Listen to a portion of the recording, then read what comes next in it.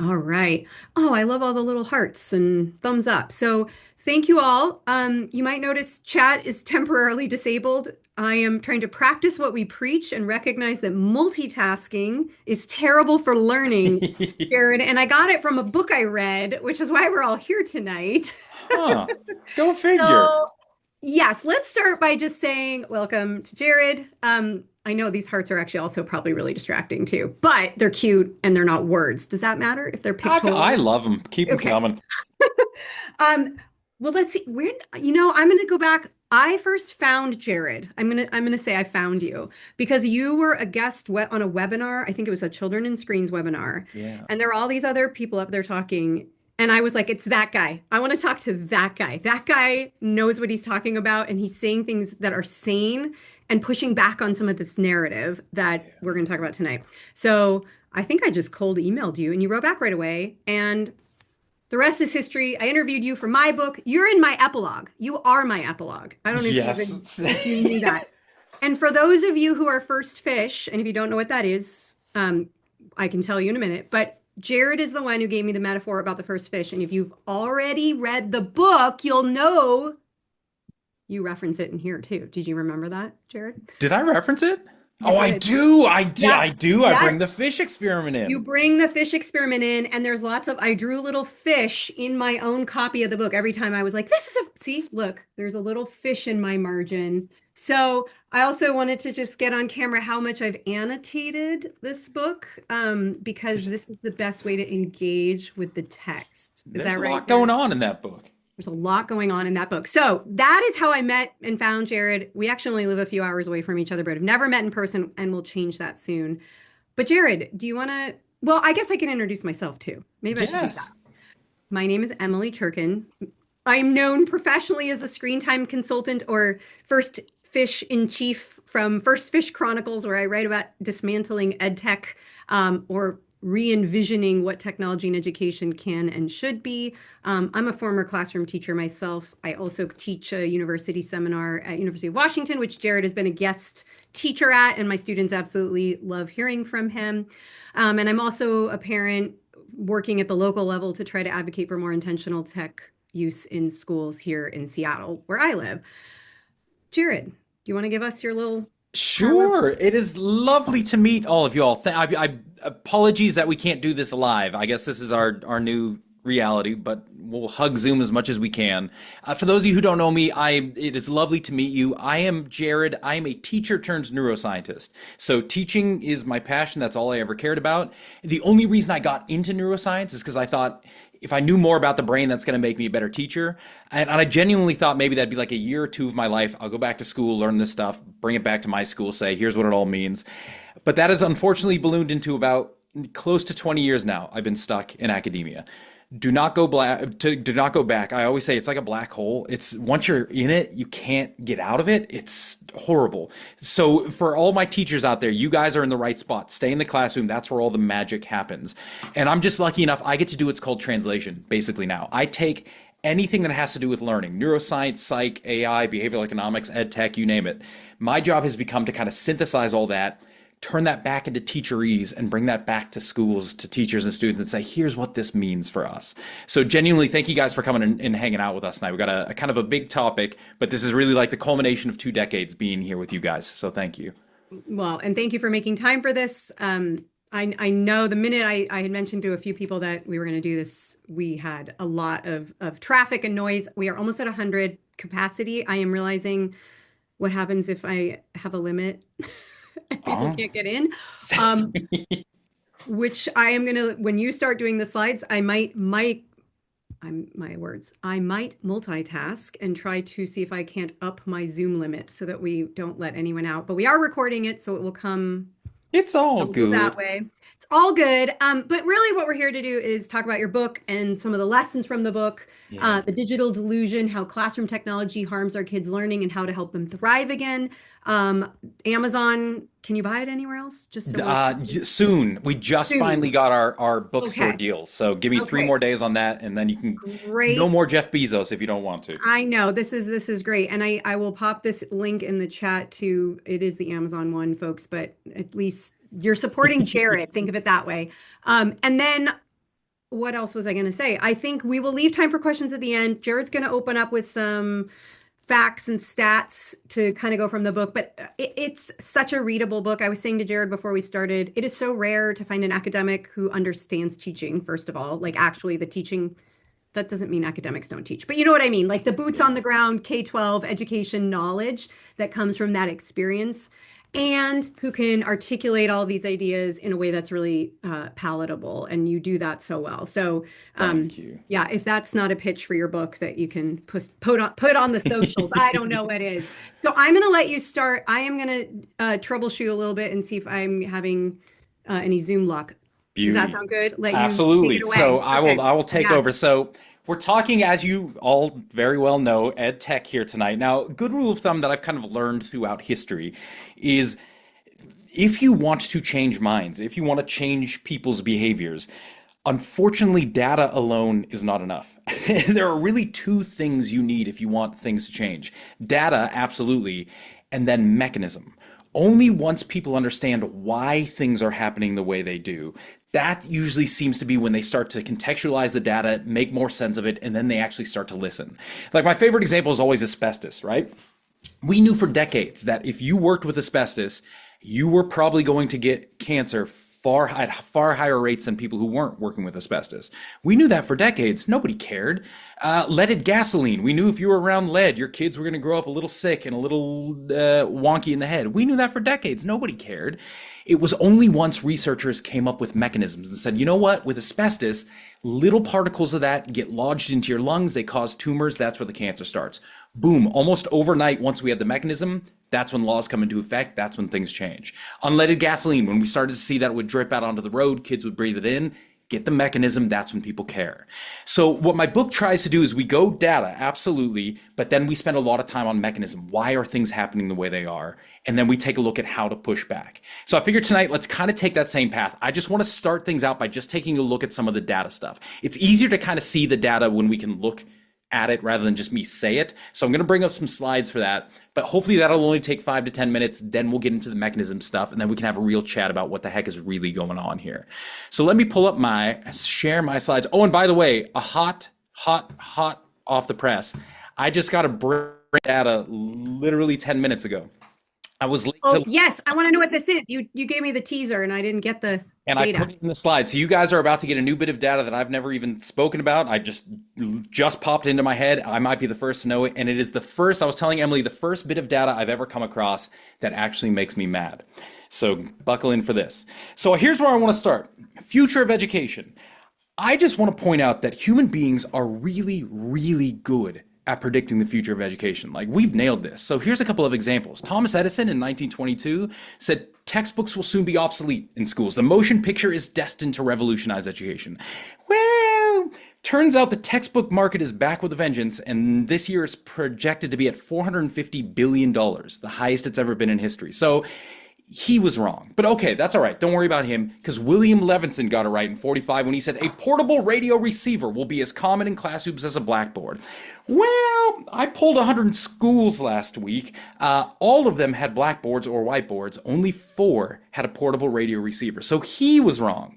But that's okay, because Popular Science finally got it right when they said by 1965, over half of all students will be using automated school marms.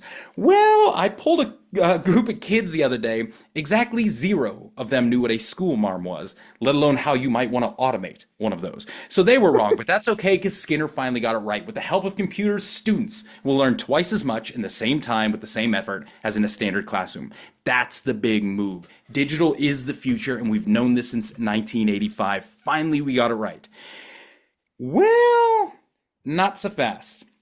The OECD has recently admitted people who use computers very frequently to learn at school do a lot worse in most learning outcomes. JPEL, International Research Organization, computers do not improve grades and test scores. Online courses lower academic achievement compared to in-person courses. Here's a paper published a couple years ago. This demonstrates that, well, it was the biggest paper ever done with primary year students, so year 4 through to year 8, looking at tech and reading comprehension. Their conclusion was even small amounts of digital device use in class, 30 minutes, are negatively related to scores on reading and comprehension tests. Well, cool, that's the younger kids. What about the older kids? Here's a paper that analyzed over 100 moderators at the university level. Hands down the worst? Expanding the use of digital technology at the expense of any other form of instruction is likely to have detrimental effects on achievement. Any other form of instruction? Here are two papers published recently, one that demonstrates if your school were to invest in air conditioning, you could expect to see better learning than if your school invested in one-to-one computers for every kid. Larry Cuban, emeritus professor, EdTech guru over at Stanford. Computers were supposed to improve learning and alter teaching. Neither of these things has occurred. Now, if you want to get really angry, here's kind of the weird thing. Larry Cuban is becoming pro-tech. As he's getting older, he's starting to say, well, yeah, we're just using it wrong. We got to use it better. JPEL, still pro-tech. Y'all just using it wrong. You got to learn to use it better. OECD, still pro-tech. We need more tech in schools. You're all just using it wrong. Mate, if I had 5 decades of data showing that cigarette smoking harms your lungs, the proper response isn't going to be, you're all just smoking wrong. I need you guys to smoke better. The proper response is going to be to say, what is going on and is this thing fixable? And if the answer is no, then my goodness, we got to really rethink what we're doing. So what is going on when we're talking ed tech? That's what we'll get to tonight. But first, as I said, I want to hit some of this data. So one big piece of data I just want to show you is here. When OECD say people who use computers very frequently at school do a lot worse in most learning outcomes, what are they talking about? So the OECD runs every 3 years a big international test called the PISA. Hundreds of thousands of kids across 60 to 90 countries, depending on the year, will take the same test. It looks at math, it looks at reading, it looks at science, and it just kind of says, cool, I guess we use this to say which country is smartest. I don't know, take it or leave it. It's just something interesting people do. So I want to show you what happened to PISA scores. So on this side, we're going to say the average score across all PISA tests once kids start using technology. So on this side of the graph, we're going to take a look at how often in school do you use computers for learning purposes, not for leisure purposes. So this is presumably with a teacher there with you.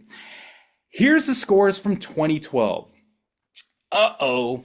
And in 2015, uh-oh. And in 2018, uh-oh, the exact same thing. Now, you may have seen I published a paper with some of this data recently in the Free Press, and the number one thing people came back with is correlation is not causation. When you have one line, yeah, correlation is not causation. 3 years later, in 60 additional countries with over 700,000 kids, when you get the exact same line, you're starting to see some causation. 3 years later, with hundreds of thousands of more kids over more countries, with all the values across these different bins shifting, if you get the exact same line, congratulations, this is as close to causation as you will get in the social sciences. We can't run randomized control trials, but when we see the same pattern consistently over different contexts, that's our marker. That's when we say, uh-oh, we just landed on something. So yeah, correlation is not causation. But in the social sciences, that's the best we can hope for. Now, real quick, I just want to point out what the heck just happened here. It appears that as we went further from 2012 to 2015 to 2018, that so long as you're using some computer, you start to be doing better than kids that don't use any computer. In 2012, we didn't see that, but 2015 and 2018, we did.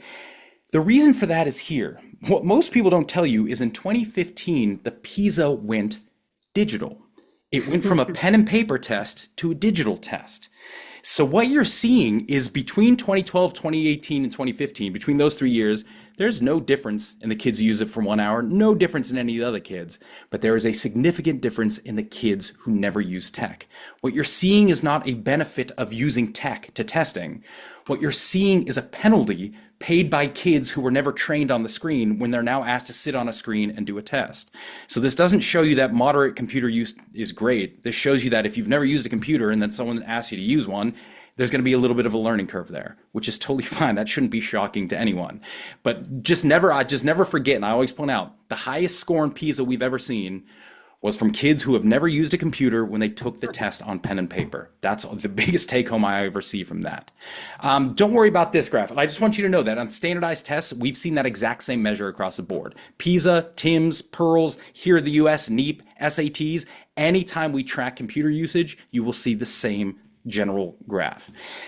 Now here's the new bit of data I wanted to show you guys tonight. All right, buckle in, this one's my favorite. So PISA had a news cycle in 2022. Everyone asked me, why didn't I include data from 2022? You went up to 2018, then you stopped. PISA in 2022 was very weird because of COVID. So everything kind of got a little wonky there. They haven't really released all the data, but a couple months ago they released this graph where they said, let's take a look at scores compared to how much they spend on a computer for learning purposes in the 2022 cycle. So look only at the orange line. Don't worry about the blue line. What do we see? Finally, for the first time ever, as kids use computers more, they start to learn and perform better. We have finally crossed the threshold, and now tech is winning. Here's the problem. They released the entire test to the public. I can show it to you right now. They never asked how much time kids spend using computers in class. They don't have this data. In 2022, they never asked the question, and you can go look it up right now. They never asked kids, how much time do you spend on computers in school? They said, how often do you use computers for learning? And their four answers were never, once to twice a week, once to twice a month, or once to twice a day, or something like that. But they didn't ask for hours. So how the hell did they make this graph here? Right before we started this this webinar, I just sent an email out to them. They know I know now. This is blatant lying from the OECD. Not a company, not someone trying to make profits off of tech. Somebody who has no vested interest in tech flat out lied to make tech look effective. And I don't know why they did this. The only thing I can think is they're trying to make some sort of play against COVID during that cycle, but this isn't real data. So But in real science, they should admit they don't know that, right? I mean, wouldn't that be number one?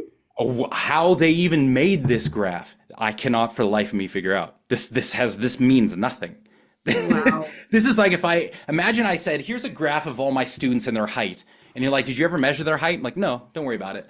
But it's a wonderful graph, isn't it? Well, shoot.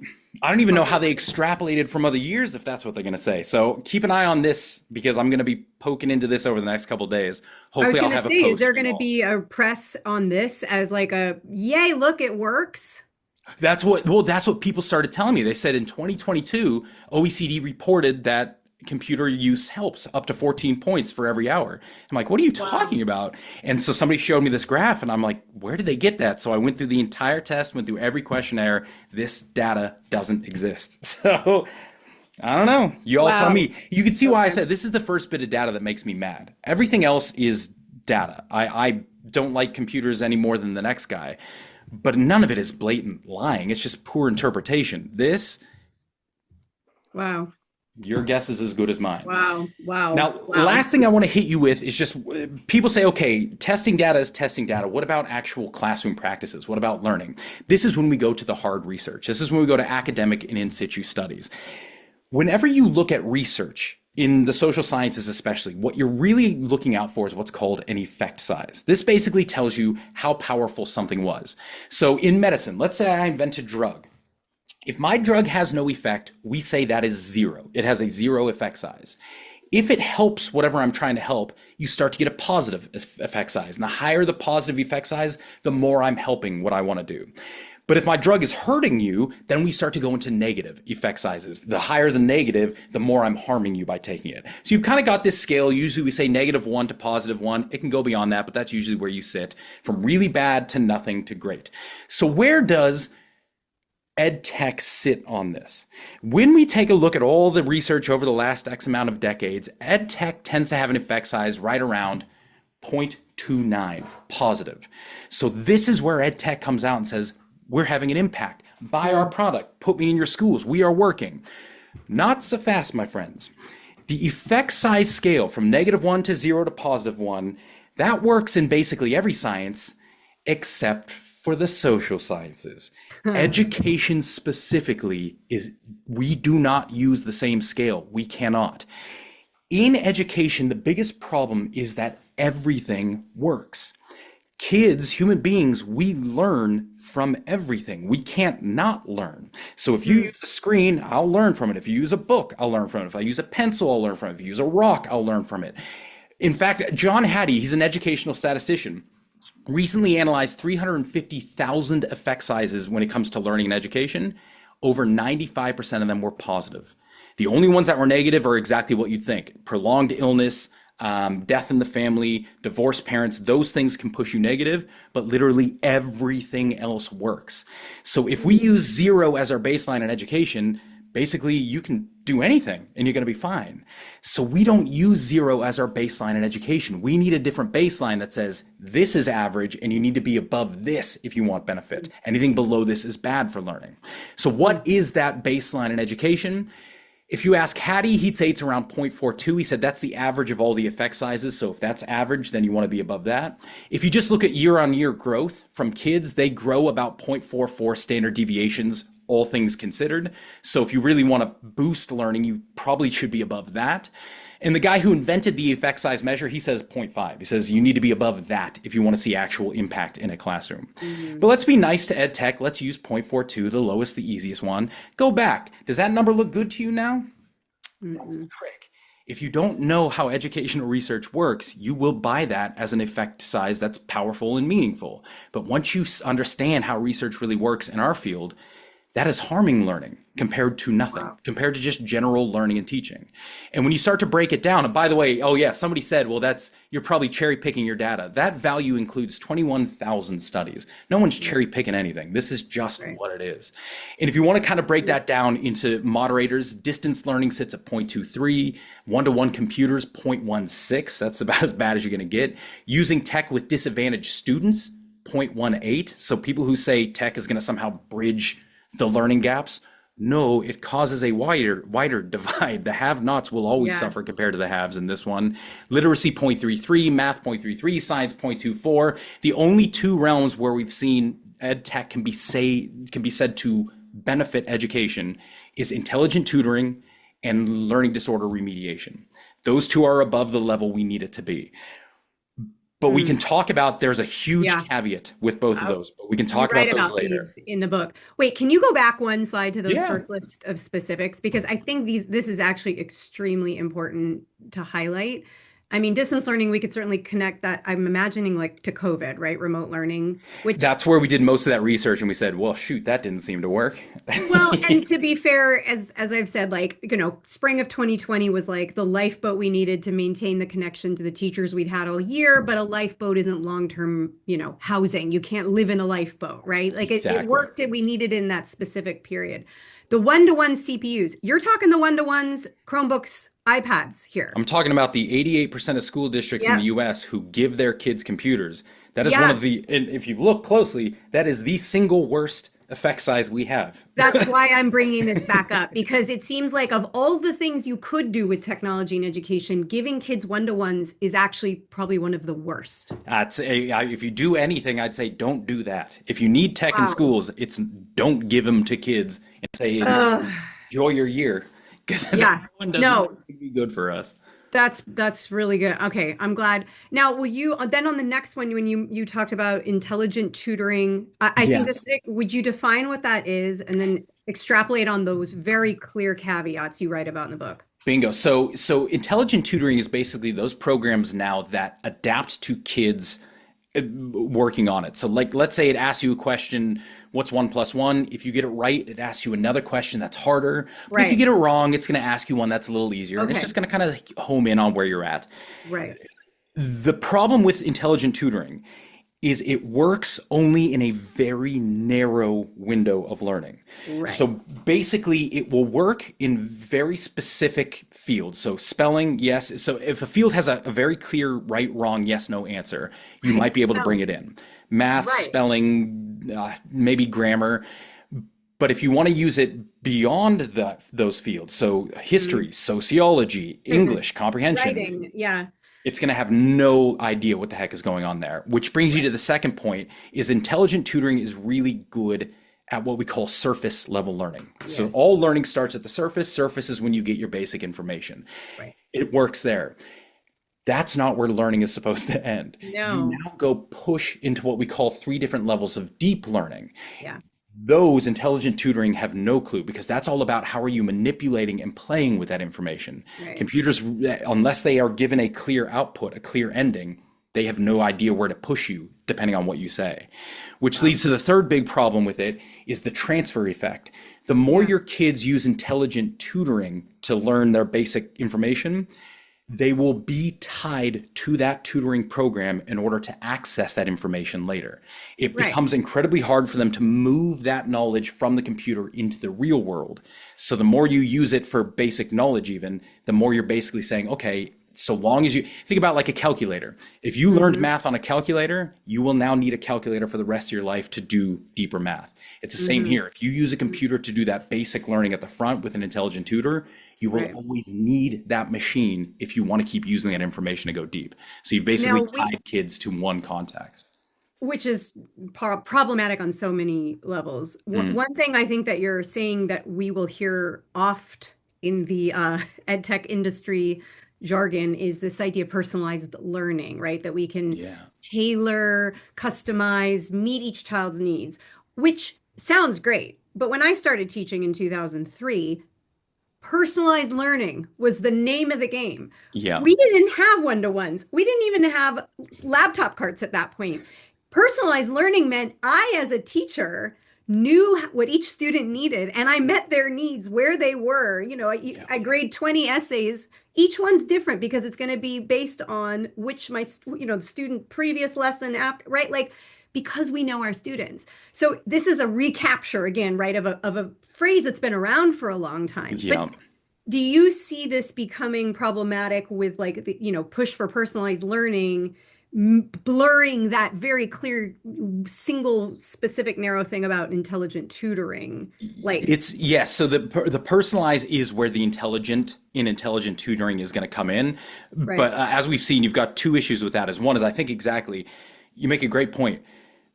This isn't a new thing. We've been doing this for decades. How Yeah. did the teachers in the 90s do this? We do it Yeah. because we understand how to run a classroom. We interact with our Yeah. kids. And if I know, look, today I've got to work with these three kids, I have already planned what these other 27 kids are going to be doing to help them Exactly. through the day. We do Exactly. this without a computer.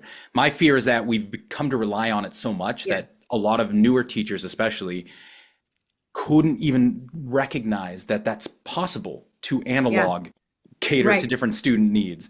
Right. And so I worry we're going to become dependent on that. But if you take it back the other way, Yeah. where they go with personalization as well is basically let kids pick their preferences. What do they like to do? Let them do that. And let kids pick their learning path. What do they Mm. want to do next? Let them do that next. Both of those are horrible ideas. First things first, learning preferences are very different than learning requirements. What we Mm. like to do is almost never what is required when it comes for learning. And that is Mm. one sad fact of human cognition. We are really bad at knowing what works, but we're really Yeah. good at knowing what's easy for us and what we like. So that's where teachers usually came in and said, when I was in Australia for the last 12 years, the big movement was called strengths-based education. Mhm. Find out what your kids like to do that.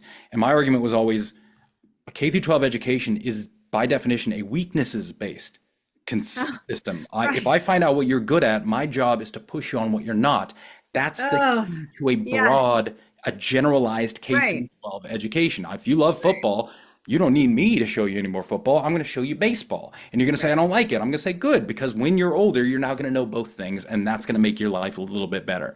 So And I you would write say, about this in the book too, this yeah. idea of friction, because I'm going to show you, this is a post-it that I have it on my bulletin board in front of me. Learning happens in moments of friction. And I Hmm. think that's part of it is if we let kids decide what they want or self-select or self-regulate or guide their own learning, Yeah. they're going to pick the things they're already good at or already interested in, which doesn't mean you shouldn't pursue interests, but they're No. not going to go for the friction because that's hard. It's uncomfortable. It involves struggle. I don't Yeah. like how I feel when that happens, so I am not going to pick that path. So I don't know. I'm just adding to what you're saying, but I want to make sure that friction piece stands out really clearly in the book. And and you nailed it. That's where kids won't go. So that if you let kids select their own Right. learning path as well. So let's say, so good rule of thumb number one, when you align pedagogy to the content, everyone will work better, will learn better. Okay, wait, When let's you define pedagogy. So pedagogy is any teaching methodology, anything I'm going to do, and Right. any tool I'm going to use while teaching. When you It's align the how. pedagogy to content, bingo, that's when everyone learns. When you Right. align pedagogy to the learner, you tend to stunt growth and development. So, and it sounds crazy, but it's Yeah. so easy once you start to see it. If you Yeah. want to teach the samba, everyone will learn better if they get up and dance. Whether they Yeah. say, I'm a visual person, I just want to watch. I'm an auditory, just tell me Yeah. about it. I don't Yeah. care. Everyone will learn art history better if we look at paintings. When you align pedagogy to the content rather than the learner, everyone benefits from that, whether they Mm. know they are or Hmm. not. Hmm. But then when we go along that, now pick your own learning path. Let kids select their own journey. Go back to human beings are horrible judges at what we know and what we don't know. And Multitasking is good for me. and hence well that's exactly is as we're going through K through 12 school, that is when we're developing what are called self-regulated learning skills. That's when you're developing a recognition, a meta-awareness of what do I need to do to advance? What do I know? What do I not know? Right. Kids by definition don't know this, and it really only kicks in about our 18 to 20 when you're in a university setting. If you don't go that Right. far, most of us won't even develop it that much. Wow. So when you say kids, all right, here's a computer, you pick how you want to go, they will get so lost, they will get so confused, they will pick the simplest path, and at the end when you say what did you learn, basically it will be nothing. That's why teachers still matter. Our Yeah. entire job is to structure a learning sequence.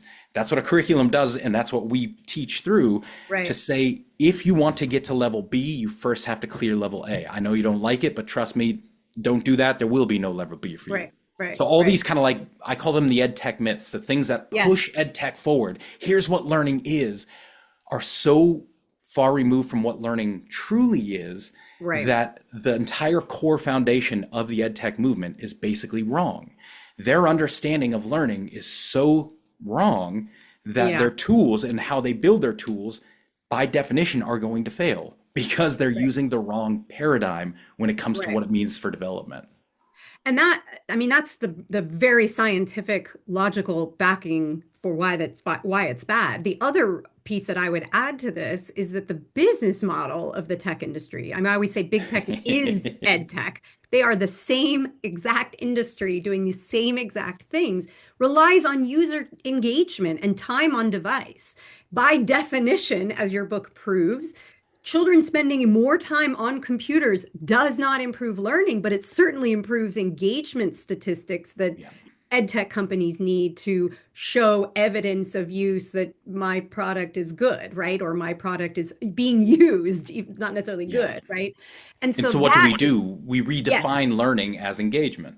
yes, yes. And that's, I think, one of the things that makes me want to scream as a teacher when I see this, sort of how to hook the kids on learning and all the gamification. I mean, all of the lingo that goes into sort of manipulating what learning is and confusing us. And not all of us are neuroscientists to know the nuances of this, but we know something sounds wrong. Yeah. That makes me crazy because it's like the analogy I use is like if I were the guy or the woman who designed the surgical tool for like a special heart surgery, right?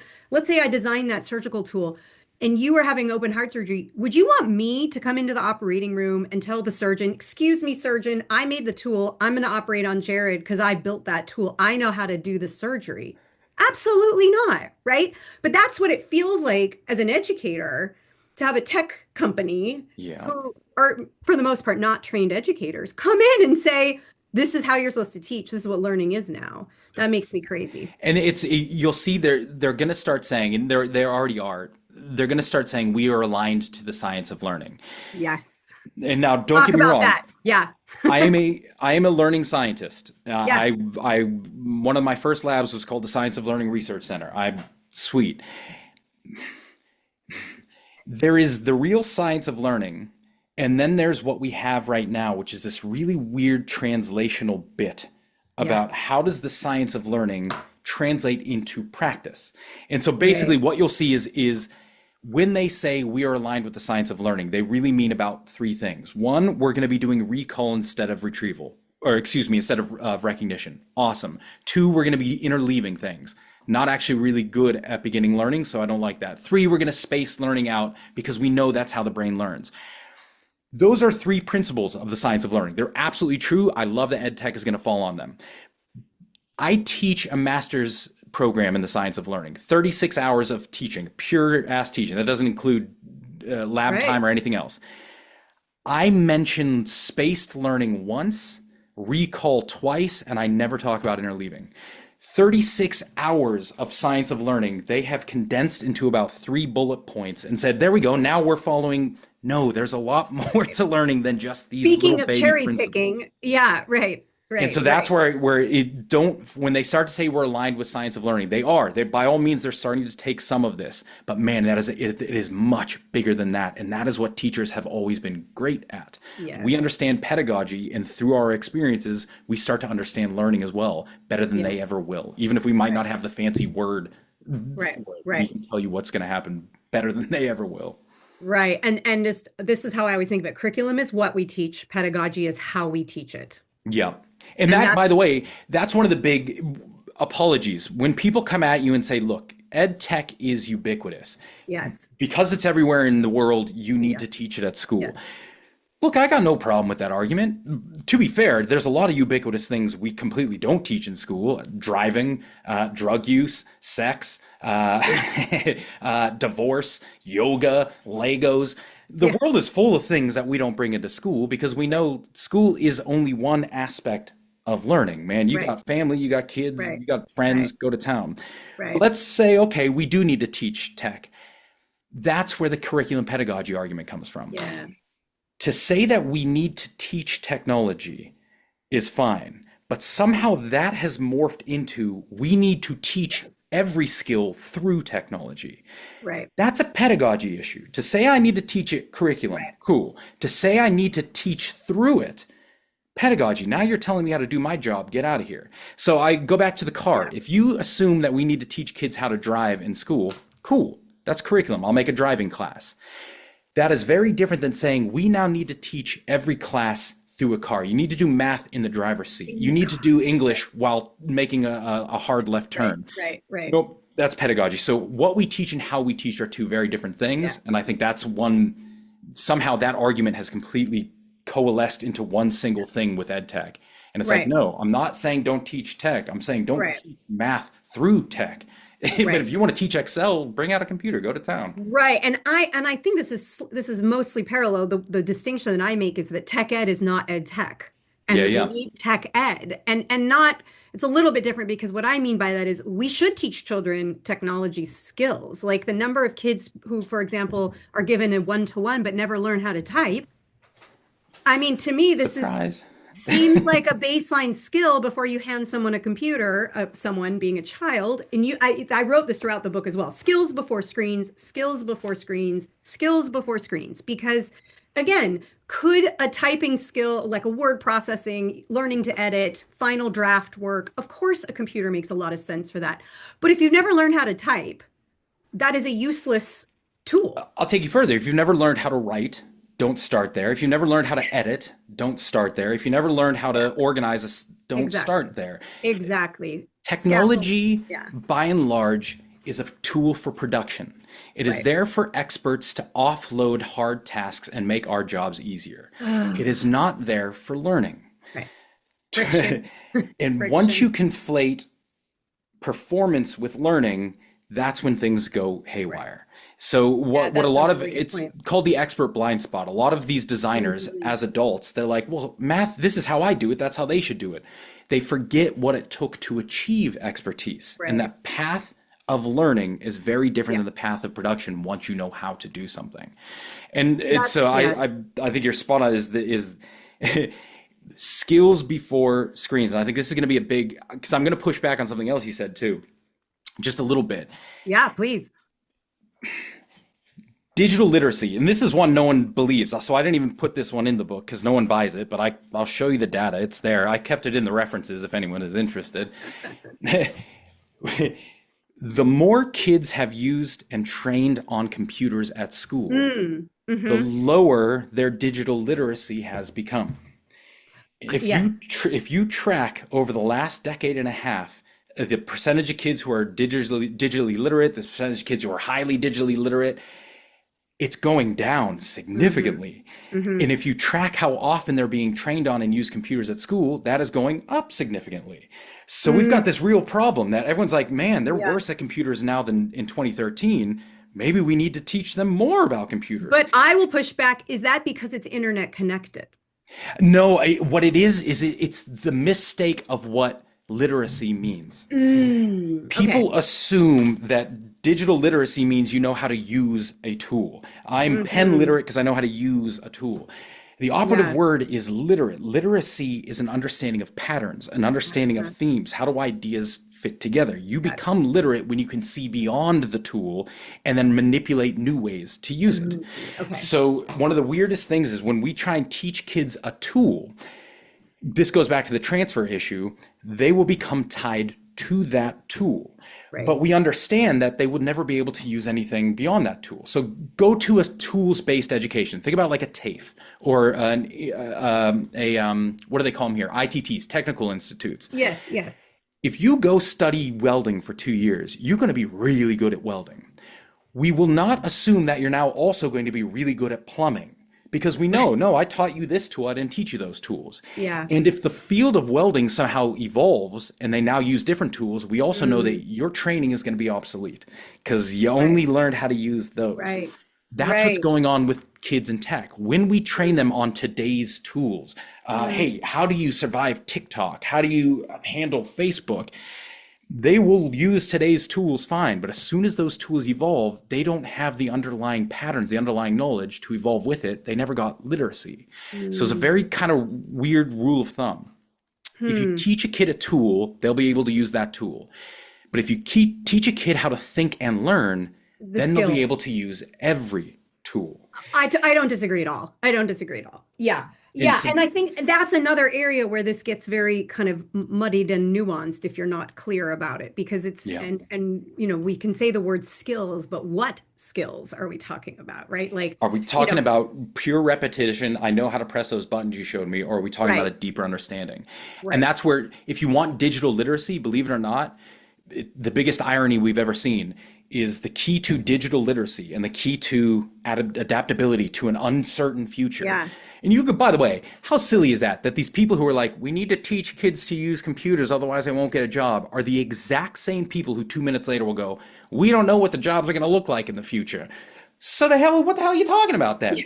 And the And none biggest of them grew irony, up with this and don't let their kids use it either. So that's also, yeah. if you want digital literacy, if you want a kid who's adaptable to whatever's going to come, Yeah. biggest irony is a generalized K through 12 Yeah. Yeah. education is the way to do it. We've been Without one doing to it one. right for No, centuries. totally. I think that's actually a very good distinction. And I think one of the things I notice that really bothers me too is the number of companies, technology companies, who also pitch the digital media literacy, media citizenship, whatever, digital citizenship curricula along with the products, right? Oh yeah, Yep. yeah. Since they're on all anyway, here we'll just throw in our, seal of approval, how to raise a digital citizen in 2025, right? When in fact, the best thing you can do, to your point, is give them this critical thinking skills, that are applicable in any situation where they can navigate and understand it. And that's where kids always they say, why am I learning this? And the biggest argument is you're learning, we're not teaching you history because I expect you to become a historian. I'm not teaching you to write because I expect you to become a novelist. What I'm doing is I'm teaching you how to think through knowledge. We are a Right. knowledge-based Yes. system, not a tools-based system, and we're Right. teaching you how to think and navigate the world through knowledge. That is how, when the world changes and something like AI pops up, you're going to be Yeah. fine. You're going to know how to use it because Yeah. you don't need training on everything. We've already trained you how to think. That's the self-regulated learning skills that come up. And that is not going to be offered or provided by a one-to-one It platform. won't. It's the transfer problem. And that's how I Yeah. feel bad for y'all. We didn't really get to go into too many deep mechanisms here, We'll but have to do part two. if you do, transfer is the big one. Is Yeah. learning is all about how do I move what I have just learned to new contexts. And when you understand how transfer works and some of the dimensions of it, you see that it can't work on computers. Yeah. It's computers, because they are so dang easy and because they're built for offloading production. When you use it to learn, you basically get tied into that system and you can never move beyond that system. You will now be stuck. Which, if you think about it, who could imagine that someone would want to give kids a free tool? Don't worry about it, just take it. That we know that if they use that tool, forever they will cognitively be tied to that tool. Sounds like a damn good business model to me. I was Get going them to say hooked that's early. Uh-huh. and then you have a customer for life. So I Exactly. don't think it's when people say, oh, these altruistic companies are giving away all this free tech.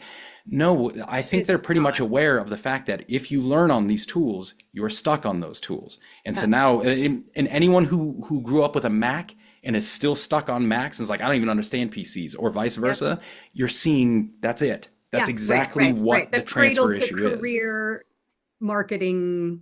Yeah. Yeah. And there's a And that, biological pattern to right. that. I just Right. can I talk? I hate to No, go. I feel like we didn't have a through line, but I'm having a good time chatting. Hopefully I'm not Please bothering keep anyone. going. Keep going. I wanted to give y'all just at least one hard mechanism. So I keep talking about mechanisms. I keep talking about why do things Yes. not work. So there's one I want to give you. So let's go back. We were looking at those values and we said distance learning didn't come near our 0.42, wasn't good. What, Right. I mean, what's going on there? So here's an example of a mechanism. One of the biggest, well, let me start tangentially. Let's go to a different field. Let's go to therapy.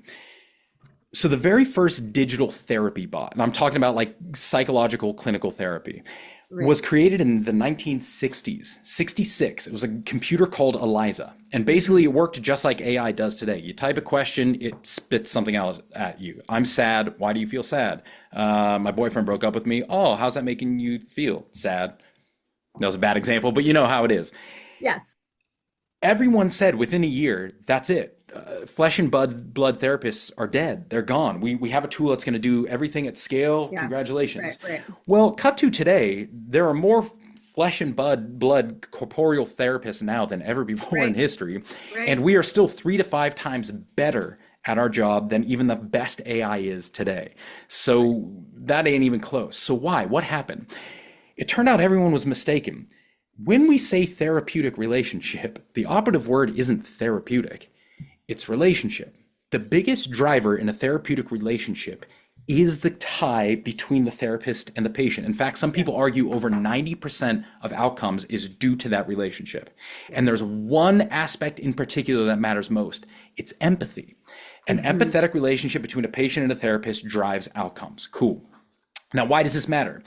It turns out one of the biggest drivers we have of learning with an effect size 0.68 is the relationship between the student and the teacher. Point And six eight. 0.68. And more specifically, an empathetic relationship between a Wow. kid and a student. Right. Or Right. excuse me, between a kid and The a teacher. teacher. Yeah. Now you can ask, what is empathy? So everyone assumes empathy is an I emotion. loved Like, this part of your book. I Yeah. got it, you got it, I'm an empathetic person. No one has empathy. You don't have it. You are not empathetic. I'm not. No one has empathy. Empathy isn't a personal emotion. Empathy, by definition, is a transpersonal emergence. Mm. What happens is when two people come together, their Hmm. biologies can start to synchronize. You will start to Hmm. breathe at the same rate. Your heartbeat will at the same time. If I could image your brains will start to look identical. Mm. Empathy emerges with physiological synchrony. So Hmm. believe it or not, we can measure empathy. And again, Mm. that means you don't have it, I don't have it. It genuinely requires two sets of Right. biology coming together to synchronize. That is the moment. Now, why would that help? Biology. Yeah. Biology, not So now you see technology. what makes what now why would synchrony work? You see, it helps how you think, it helps how you understand. If I'm a teacher who needs to adapt to kids, it's that Yeah. synchrony that allows me to know where you're at. Yeah. What does tech not have? Biology.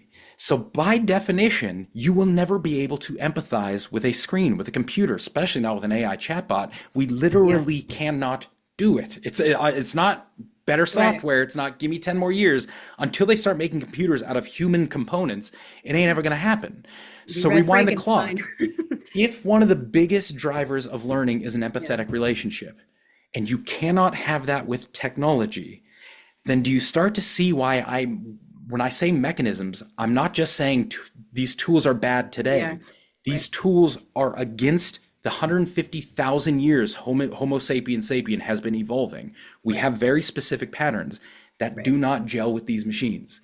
And if your Right. outcome is learning, these Yeah. are never going to be effective tools. So Mm. here's my last bit of data for the night. I don't want to bore anyone. I love it. No, no, you're not. The last meta-analysis done on the impact of digital technology in learning was 2025. It was this year, and it had an outcome of 0.29. The very first meta-analysis of digital learning and digital tech and learning was in 1962. And back then it wasn't called digital computers, it was called ICT.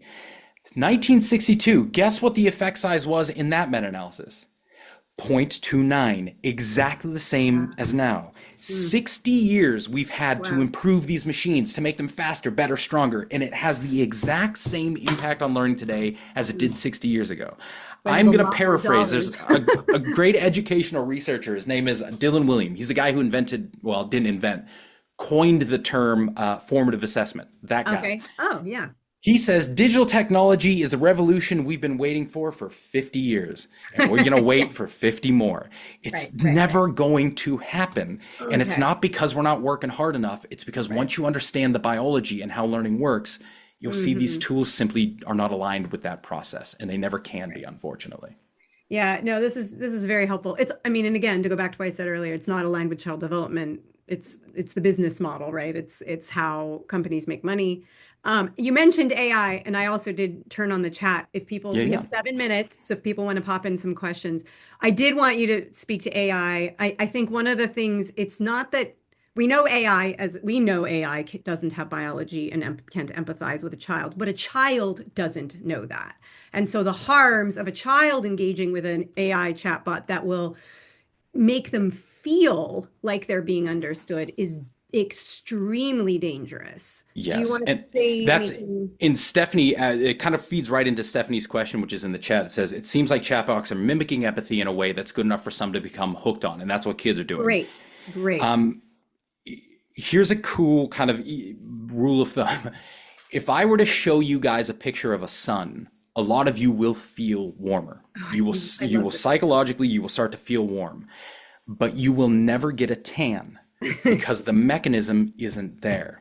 Right. That's what's going on with chatbots and therapy. You can Mm, feel as though you are connected. I have mm, no, by the way, love is personal. You can love a chatbot, you can laugh at it, you can want to marry it. All that is fine. But you can never get the empathetic response you can with another human being, which means it mm, will always underperform what we can do. And mm, that's why people tend to get addicted to these things rather mm. than form genuine connections, as we would say with Right, other human beings. Because anyone who's ever been in an actual human relationship knows you got your golden period, but then there's a lot of right, back and forth. There are right, moments when you right, empathize, and there's moments when you don't. And you know it. You right. step into a room and you're like, ooh, something's off here. We got that Yeah. all the time. People become obsessed with these tools because there's no pushback, there's no resonance. It's just them cycling something and this reflecting that exact same Mm, thing back to them in text right, format. But so I'd right. say just like you Yeah. can't get a tan from looking at a picture of a sun, you cannot get the benefits when it comes to learning or therapy of empathy from a machine that you can with another person. Now go back. Remember, does that mean you can't learn from computers? Of course you can. It's got a positive Right. effect size. But remember, we learn from everything. Does that mean you can't get benefit therapeutically from a chatbot? Of course you can. We've got the question isn't does it work? The question is, does it work up to the tools and the standards we already have established? Right. Is it as good as what we were doing yesterday? And if the Right. answer is no, then why the hell would I stop doing what I was doing yesterday? Right. And I would add too, your book is absolutely deep dive into the lack of impact on learning, right, that ed tech Yeah. products do.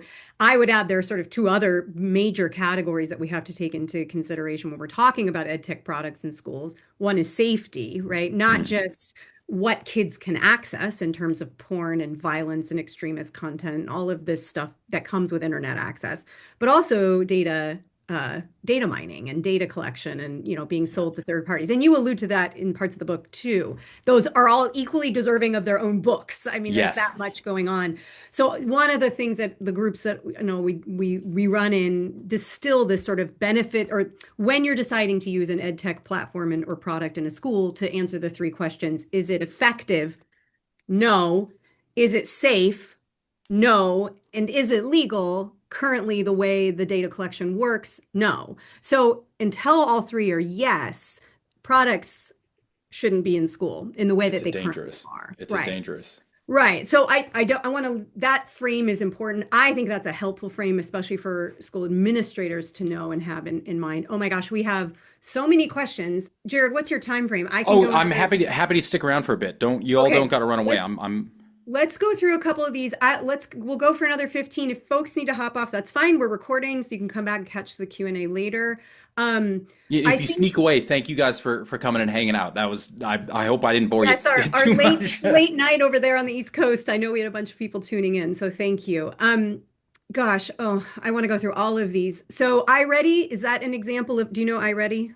No, I Oh, it's don't awful. Well, I mean, that's my extremely bias. Well, I so don't know that specific we'll come tool. back to that. I will find out. We'll post up follow-ups here. But changing tech policies in schools. If you haven't read Jared's book, I'm going to plug that right now. He has all of the templates, the how-tos in there.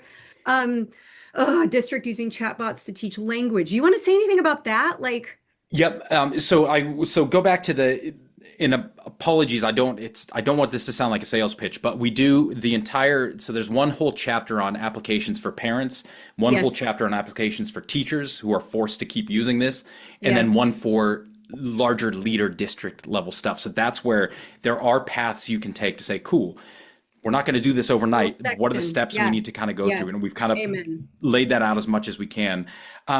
Tech for language learning, same thing, man. You can, you're just not going to be good at it. It's not going to be as Okay. good as regular. Like it's the transfer issue, right? And I like to think I'm pretty knowledgeable about learning. Even I fall for this shit, man. I I've been learning Italian for about 3 years in my car, and I don't use. I just have a little thing I plug in, and it says a word, and then I say it back, and it says, "Hey, we're having a good old time." If I'm in my car, I kill it. I am fluent in Italian. You would think I was born in Sicily. As soon as I get out of my car and I go into an Italian restaurant, I go, buongiorno. Dang it. It's gone. Why? Because I've tied all of my learning to one context, the Yeah, car. That's the same right. thing with learning language from tech. You will tie it to, in, I think there was a viral post going around where somebody said, my father had 1,200 straight days, a streak on Yeah, on Duolingo. Duolingo. We Yeah, went to Spain and he couldn't speak. That's it. He yeah, knows it yeah. on the app. He doesn't Right. know it off the app. So unless you're explicitly practicing transfer, Ugh, it becomes kind of a tricky tool to yeah. use. Okay, there I'm jumping all over here. I think can do you know anything about the research on special education and Yep. the explicit harms of ed tech for kids with learning differences or neurodiversity? Yes, and that's one of the harder bits to hit. So EdTech can work with learning disorders for the exact same reason that intelligent tutoring works. Usually, what's happening with most learning disorders is you simply need drilling and repetition and practice in one skill. If you're Mm, dyslexic, we're just going to drill auditory processing with you. If you're mm, tactile, we're drilling it. So, for the same reason it would work for intelligent tutoring, is why it works with learning disorders. We're using mm. intelligent tutoring with them. You come across the same transfer issues, so you still got issues there. But when you go beyond that, there are going to be a certain subset of kids who just love this stuff. They have self-regulated learning skills. They're flying on this, let them go. But there are going to be some kids, usually those with ADHD, where this will just exacerbate everything. There will be some Yeah, kids with autism, where looking yeah. at a screen all day is going to do nothing but stunt their development even Ah, further. yeah, And this those is are, the hard one. and it's so much easier to just say, look, pop them in front of a screen because we only have one special ed teacher. You might be doing more harm than good in that case. And Well, and as you've said too, anecdote isn't evidence, right? But there are so many I hear from so many people that that my kid has ADHD and the iPad has just destroyed their learning experience, or yeah, all they pay attention to in these apps are the gamification elements, right? They're just seeking the dopamine, right? yeah, Or, autism is and again, I'm not an expert in treating these, but these are anecdotes I've heard. And I hear from the industry that this is intended to make the claim that these products are good for students like that, when in yeah. fact, I think the exact opposite is true. So, Well, there's the good data is technology, any technology. It's not just digital technology. Has never in history closed a gap. It's only yeah. widened a gap. That's what technology does. Because you think about it, it doesn't matter what tech. Think about a vacuum cleaner. Come out with a vacuum cleaner, good. Immediately, there's already going to be a gap between those who can buy the best vacuum cleaners with all the extra peripherals, those who get the most moderate vacuum cleaners, and those who can't afford any of them. Right. Cars, air conditioning, every tool widens gaps because the haves will Yeah. always play with it more, the have nots won't be able to keep up. Digital tech and learning is it's the same thing. So a lot of people Wow. say this is going to somehow close gaps. It's going to help exactly what, here's a good, now we don't talk about this in the book. I think it's in the notes somewhere, but MOOCs. I don't know if y'all Yeah. remember MOOCs, massive online open community learning things. Those were supposed to, remember that was going to be all of a sudden a kid in Kenya now has access to a Harvard professor. Everyone is even. Hooray! If you look at the graduation rates of MOOCs, 85% of people who do it never finish it. But of the Mm, people who do finish MOOCs, 85% already have a college degree, and of those, 50% have a graduate degree. So what wow. happened with MOOCs that was supposed to make everyone equal was it catered Mm, to those who already developed self-regulated learning skills. If you've already been through college, you're going to be able mm. to use this well. If you're still struggling and in Kenya and you don't have the basic knowledge of how to get through classes in university, you're not going to learn that on a MOOC. Now all of a sudden, the haves are getting more and the have-nots are getting less. And And I think you did address this, the equity argument in the book, I think, or at I, least I, part. I think I bury it into the notes just because it started to get a little too It's probably its own book tangential. in and of itself, but one of the, the claim that we hear a lot, and there has been some great writing, Dr. Hillman's op-ed in The Guardian about this, that this argument that digital tech can close the equity gap, right? Close what you're saying is the exact opposite. No, It's technology will always increase these Well, gaps. it's like saying tutoring. Tutoring is going to close the equity gap. Well, no, because Which only kids the get kids. tutoring? Yeah, Yeah, it's yeah, not magic. exactly. I mean, that's why I say it's not digital. That's not a digital tech problem. That's a tool Yeah, problem. That's been yeah, throughout human history. If you make a right, new right. tool, what you're going to do is wedge people out. Until that tool becomes freely available and useful for everyone, it drives a bigger wedge between people. Oh man. Yeah. Yeah. Oh, you know where you see it? I think we did. We talk about it when we talk about COVID a little bit in the book. COVID was like the best case study of how tech will drive a wedge. There were Yes. about Yes. 50% of kids who didn't even have basic internet or stable Yeah. internet at home. Right. They were You think they logging were in from benefiting from library the tech? parking lot. Right, Yep. right, right.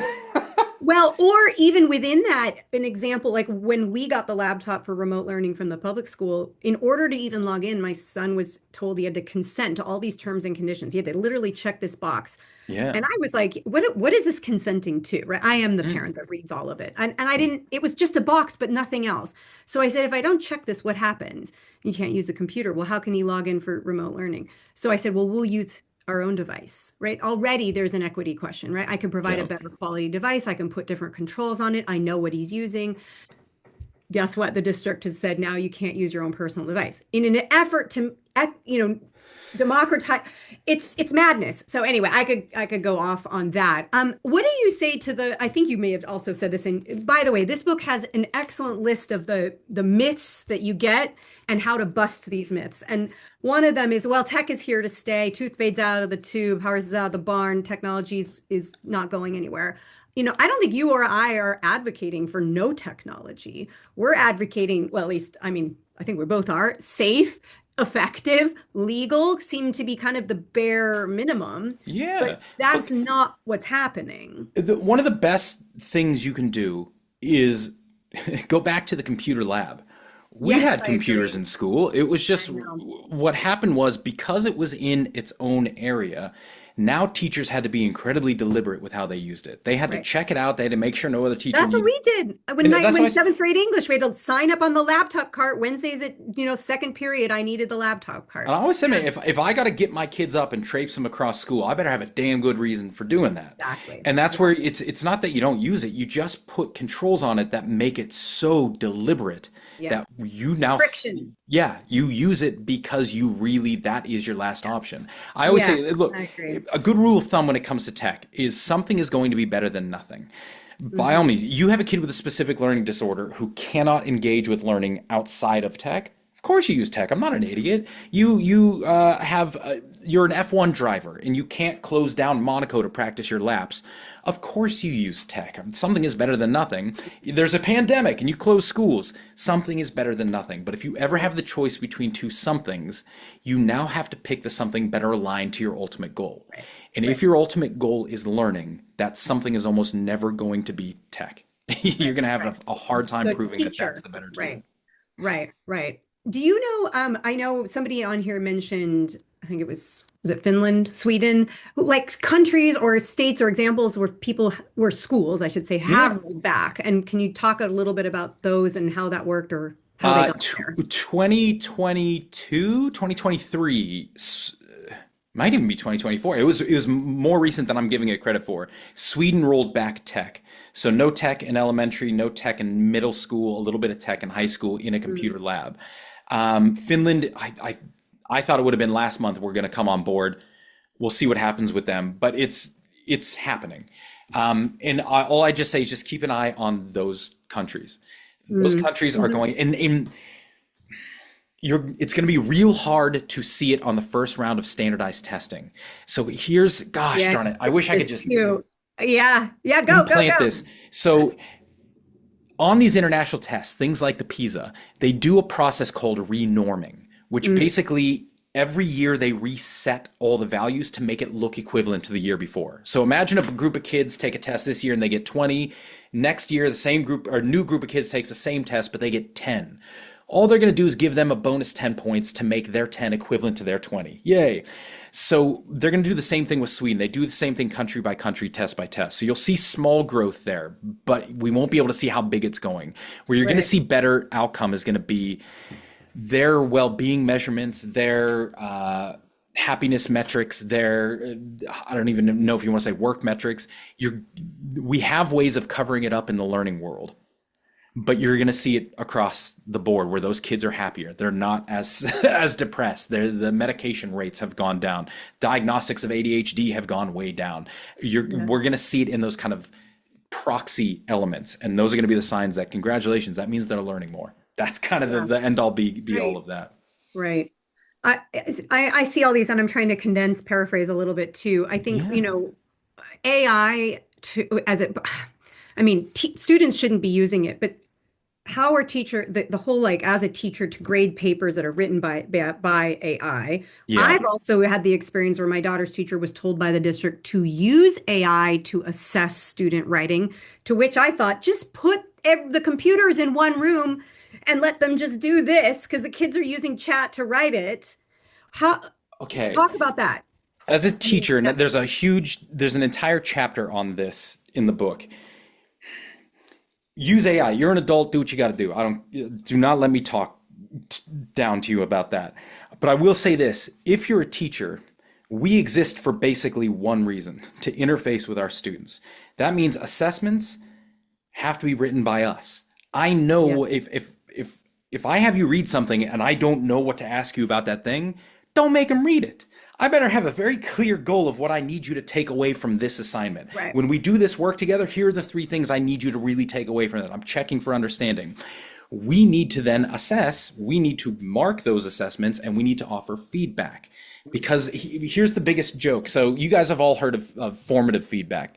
So that's, for those who haven't, you have summative assessment is when you take a big assessment at the end of the year and you can't do anything about it. You take your test, here's your grade, see you next year. Formative assessment is when you do something and I get a feedback loop and now I can redo that thing. And now I keep going and going and going with it. Again, all the research in the world says formative assessment works an absolute treat. It's wonderful for learning, but we never really understood why. So Dylan William finally sat down and said, cool, I'm running these experiments. I'm going to figure out why. The reason why formative assessment works is a little bit for the kid. The kid gets the feedback, cool. Primarily, it's the teacher. Hmm. Formative assessment works because it Yes. tells us what we need to know in Yes. order to What's adapt our working? practice. Oh, In fact, yes. if you go look him up, Dylan William now no longer uses the term formative assessment. He wishes he never said it. He Oh, uses the term responsive teaching now because oh, he's like, that was the goal all along. yeah. So our entire job is predicated on I am asking questions meaningful to me. I am giving you Yeah. feedback meaningful to where I need you to go. And if you're using Anytime we AI, yeah. if you offload those tasks, you are Yeah. basically giving ammunition to people who say school is dead, we don't need teachers anymore. You use Right. AI to make an assessment, an assignment, to ask questions.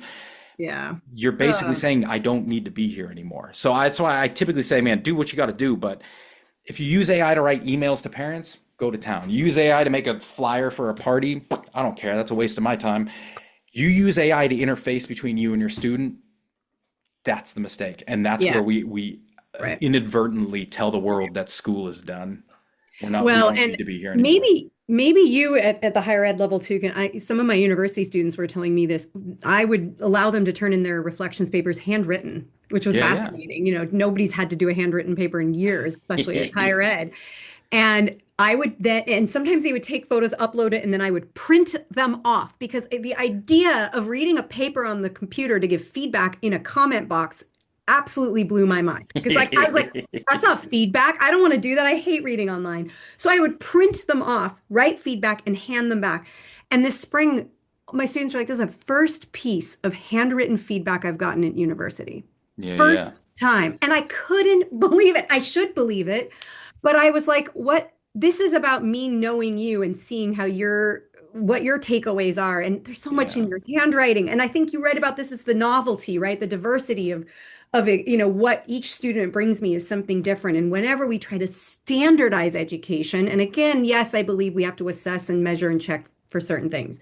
But humans aren't Yeah. standardized. We aren't all the same. And I think that's a good point. And maybe this is where I'll wrap. I don't want to take you guys all night, but I think interesting point when it comes to handwriting. There's a lot of benefit from it, but my favorite bit of benefit is handwriting is identity. Yes. When we type, it's all the exact same. My typing and your Ah, typing is yes. identical, but my Yes. signature is my signature. It is as unique to me as my fingerprint. And Yeah. I have a baby girl now. She's just learning how to write. She just wrote her first letter A this morning. You should have seen her face Oh, when she wrote her name. We said, "That's an A. That's the first letter of your name." She oh, wasn't looking up at me like I did it. She was looking up at me like this is me. Like that yeah. became something Ah, in her. And so I yeah. would say the identity piece becomes huge in all of Mm, this tech stuff. A lot of the yeah. analog stuff, it's a reflection. It's not even a reflection of you. It is building you. Yeah. Tech builds you too. And this everything you use is going to build you. It's just this is going to build me more uniquely than this. When everyone is using the exact same screen, the exact same keyboard with the exact same font, the exact same words, we're all going to build an identity. That Mm, identity is just going to be pretty damn similar. And I yeah. think it's interesting. Somebody wrote an article about this recently. I blew my mind because I kind of buy it. He was basically saying, go through every decade. If Mm. I show you a dress, if I play you a song, if I show you a movie or a TV show, you will be able to tell me what decade that came from just fine. Until 2000. Everything I from agree. 2000 to today, you'll have no clue. We're wearing the same clothes. The music all The sounds basically the homogeneity of the same. last. And I Yeah. wonder how much of that is due to the homogeneity of the tool we are all forced to Oh, use and it the all. paradox that the more connected we are to more people, the more similar we become because we are all now doing the same thing instead of something Exactly. unique. Exactly. We all laugh at the same joke now, and so it's the only joke we'll Yes. ever hear again. Right. Or when you're in the same household as someone and they're like, oh, have you seen this funny meme? And I'm like, yeah, that came up in my algorithm too. And then we laugh about the same thing because we both get fed the same content. Wah, wah. Oh So boy. what I think the identity piece becomes big in this as Yeah. well. And then Mm. that comes back to what's the function of education? What are we here to do? Yes. And if at Yes. some level it's not to help people build a unique identity, Yeah. then Yeah. I mean I'm happy to have that discussion, but I think that's gonna be a big piece of it. Yeah, yes. Okay. I'm going to wrap us up just because I know it's late and people have families. This is incredibly helpful, even for me. I read the whole book in 24 hours. A lot of these comments and questions are answered by the book. So I am going to quite savagely pitch the book again. It I is feel so, I'm so embarrassed. Do you think? no, this is, and I'm doing this with no shame. And I actually, Jared, more than one person has asked about buying in bulk. Not in this chat, but I've been asked, can Jared get these in bulk for our whole district or administration? Yeah, yeah. So if you have information on that, or do you have information I should Yeah, ask? just Yeah. just shoot me an email. I can do it on the back end to get Okay. big So you need orders. like how many you want and to what address they should be Yeah, shipped. and don't think Yeah. I'm not stealing your address. It's just I need to type in the address to know what the shipping cost is going to be. So Got if it. you ever want to do bulk, just let me know. I can make that Okay, happen. I really think, I mean, this should be required reading for district administrators, teachers, educators, and it's not anti-tech. I mean, Jared says I'm not anti-tech, I'm pro-learning. I say I'm not anti-tech, I'm tech intentional, and I think those are two sides of the same coin, Yeah. or four sides of two coins, or something. Um, but Jared, is there any final thought concluding? If you're here tonight, it's because you have a little niggle. you're right. That little niggle, that little voice, you're right. And the only thing we've been lacking is the data and the mechanisms. So my hope is that through this book and through this, you now have the voice to say, look, like the best thing I can always, if you read anything or you heard this tonight, the best thing I can hear anyone say is, I knew it. You finally put words to it, but I knew that all along. That's what this is Yeah. for. We know it's going on. I just need to give us the voice or the words. That's my hope, so that you Yeah. can go and push and say, no, this Well, isn't then let's working. conclude with the fish story because that ties us both together and wraps this up beautifully. I tell us about the fish science and then I'll tell you how I apply it and we'll So end there. it comes from the science of flocking behavior. How do animals flock? If you watch a school of fish, scientists wonder, cool, how does this work? So scientists, what they were able to do is put little mechanical fish into a school to see what the heck happens. If a whole school of fish is moving and one fish goes the other direction, nothing's really going to happen. If two fish go in the other direction, nothing's going to happen. But once you hit a minimum threshold, usually around three, it's way less than you would think. And the bigger the Mhm. school, the fewer have to do it. Once you get about three going in one direction, the entire flock will now go boom in that direction, whether they know they want to or not. So when people say, how do we change these big inborn things? How do I change a school? You don't need a huge flock. You just need a very small percentage of parents, a small coalition of you guys saying, no, this is enough, and watch how many people will run. I will say, and for my teachers out there, you'll probably recognize this too. I work in schools all the time. I think 70% of teachers are done with tech. I think 10% love it, 20% don't care. The administrators will love it. But I think 70% of teachers are like, this sucks. Especially if you've been a teacher for longer than 10 years, you're like, this sucks. If you and a small coalition of parents move, your biggest allies are going to be the teachers in the school. Amen. And that's what a lot of people here tonight are what I call my first fish because that's I took that story you told me, I wrote about it in my epilogue, and I was like, that's what this movement is. It's we are first fish looking for second, third, and fourth fish. And it is the small, I think that it isn't that we don't need everybody. We just Yep. need that small threshold for that change to happen. And Um, that is what we are. We are here. Rise up, fish, first fish unite. I know. I need to get some merch. If anyone's a designer, let me know because I would love some First help with fish that. merch. First fish merch. Exactly. I know that's a tongue twister. So, everyone, thank you so much for being here, Jared. Thank you for your time. Can we do Thank you maybe a all. part two in January and Always let's happy. keep doing this. So, thank you Done. all for your time. I will post the link on my Substack, which is called First Fish Chronicles, because I'm a first fish. You're a Yeah. first fish. Thank you, Jared. Have a Thank you wonderful all. night. Take care, everybody. Guys, have a Good good night. night. Bye, y'all. Bye bye. Okay. Thanks, everyone.